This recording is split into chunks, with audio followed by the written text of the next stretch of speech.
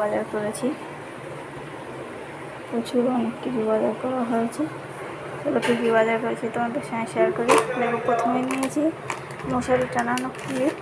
এখানে আছে ভাত খাওয়া টেবিলের কভার। এখানে আছে গোবিন্দভোগ এই চাল, আতপ চাল 1 কেজি। এখানে আছে 2 কেজি তেল।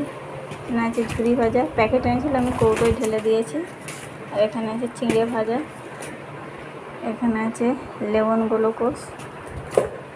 এখানে আছে ডাল, পরে দেখাচ্ছি। আর এখানে ভাতের হাঁড়ি রাখার স্ট্যান্ড। এখানে সবজি আছে, এখানে চিনি, কাবলি ছোলা, মশারির ডাল, আখের গুড় 1 কেজি, গোবিন্দভোগের চাল 200, লঙ্কার গুঁড়ো, গোদরেজ এয়ার,